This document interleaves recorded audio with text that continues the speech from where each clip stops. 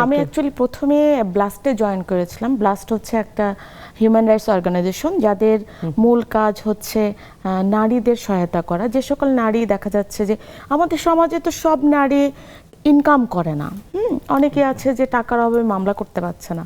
Blast এরকম একটা organisation যাদেরকে বিনামূল্যে আইনি সহায়তাটা দেয়। তাদের সবাই করতে পারে না। জি জি জি তাদের এই ব্লাস্টের যে সকল কাজ তারা হচ্ছে বিভিন্ন সংস্থায় বা বিভিন্ন জায়গাগুলোতে বস্তিতে গিয়ে বা হচ্ছে একদম রিমোট এরিয়াতে গিয়ে ওরা একটু আলোচনা সাহস যোগায় নারীদের আশ্বাসটা দেয় যে তোমরা আসো, প্রতিবাদী হও, নিজের অধিকার রক্ষায় সংগ্রামী হও।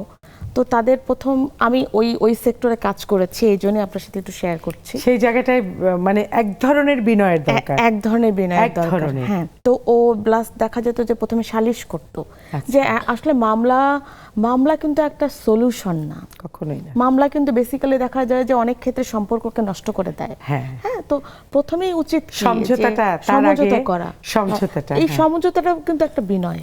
একদম, মানে আপনি যদি ভাবেন যে না আমি প্রতিবাদী হব, মানে মিটিয়ে নেওয়াটাই হচ্ছে বিনয়। প্রতিবাদী মানে হচ্ছে আমি তাকে পানিশমেন্ট দিব, তাকে জেল হাজতে দিব। বিনয় হয় না, এটার রেজাল্ট খুবই খারাপ।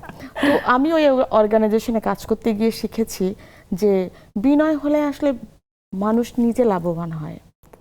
আপনি যত অহংকার দেখাবেন আপনি ঠকে যাবেন, এটাই হচ্ছে নিয়ম। তো আপনি যদি প্রথমে একটা সমস্যা আসলো, দেখা গেলো কোনো একটা নারী তার হাজবেন্ডের সাথে বনিবনা হচ্ছে না, তার হাজবেন্ড তাকে মেন্টালি টর্চার করে, ফিজিক্যালি অ্যাসাল্ট করে, তো আপনি কি করবেন? আপনি প্রথমেই বিনয়ী হতে হবে।